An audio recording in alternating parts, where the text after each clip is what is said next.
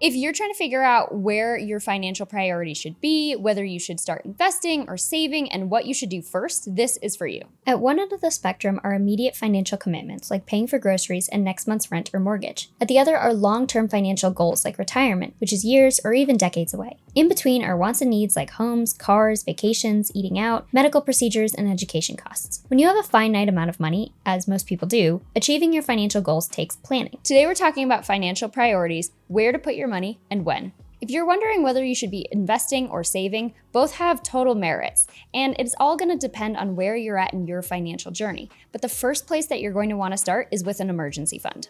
But before we go any further, I'd just like to remind you, I am not a financial advisor, and this is not personalized investment advice. Step 1 is to save an emergency fund. You'll want to save between $500 and $1,000 in an online high-yield savings account. This means you'll be getting a higher interest rate than a typical savings account. If your job offers a 401k with an employer match, this is the next step that you're going to want to do. This will be investing in employer-based retirement plan, and if your employer offers a match, that means however much you contribute, they'll also contribute. So you really get free money to save for retirement. If you don't have a plan or a match, then it's okay to save in an IRA.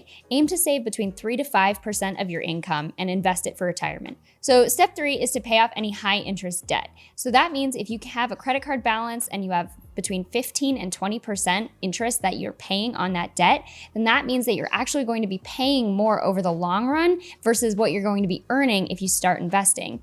Because for the last 10 years, the stock market return was about 10% and you had 20% on a card, then that means that you're going to be losing out on potential savings. Say you had an extra $1,000 that you could either invest or put toward paying off debt. If you owed $10,000 and had a 20% interest rate on that debt, over the course of 1 year, you would owe almost $2,000 in interest. If you took your extra $1,000 and lowered your debt balance to $9,000, you'd owe about $1,800 instead of $2,000, essentially saving $200. Now, if you invested that $1,000 instead of paying down debt, even if you received a 10% return, which may be likely over a long time frame, but is a lot less likely if you're just investing for 1 year, you'd make $105. And of course, with investing, that's not a guarantee. So when you look at the two options with this example, paying down debt versus investing, you'd save $200 by paying down high interest debt, but only earn $105 from investing.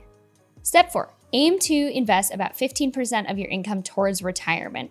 What's great about this is if you have a 401k and you're getting a match, that counts towards your 15%. So say you have a 3% match, you're contributing 3%, and your employer is contributing 3%. That means you're actually contributing 6%, and you only have to go 9% more to meet that 15% goal. So where should you be investing this money? So really a great way to do this is to invest in a tax incentivized account such as a traditional or a Roth IRA.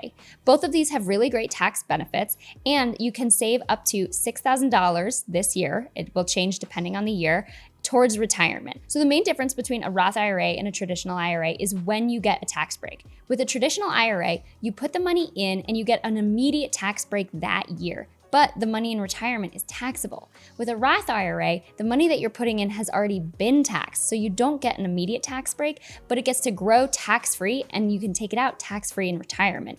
And usually this is a good bet for a lot of people because it's likely that you'll be in a higher tax bracket when you're older versus when you're younger.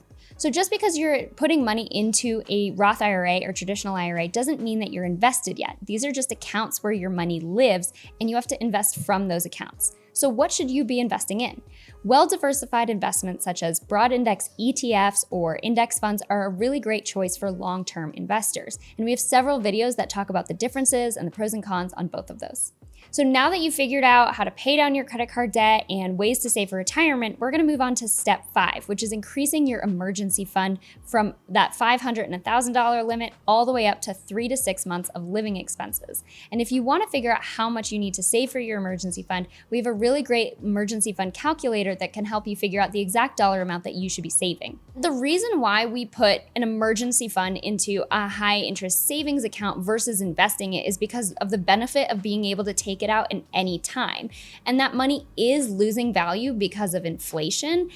You need to have the benefit of being able to take it out for an emergency, which is why we call it an emergency fund. But if you're saving for a goal that's 5 to 10 years away, then investing your money is a better bet because it's more likely that you will be able to grow and appreciate your money through compound interest versus just holding it in a regular savings account. Although the stock market has rewarded long-term investors with generous returns over short periods of time, it is prone to wild swings. For example, say you'd invested $100 in 2008, right before the Great Recession began. Your balance would have dropped to just $43 at the bottom. On the other hand, money you don't need to touch for the next decade or 3 or even 4 is a candidate for stock investment. That's because you have more time to wait out the market's dips and ride the eventual recovery. That $100, if left invested, would have bounced back from the recession and grown to more than $180 by September 2018. And one way to deal with the wild swings is to not just invest in single stocks, but to invest in index funds or ETFs or other funds that include broad investments with lots of different stocks all in one place. Step 6. Now we get to the fun stuff. You're going to start saving and investing money for non-retirement goals. This could be anything for vacation to education or a new car or a down payment on a house.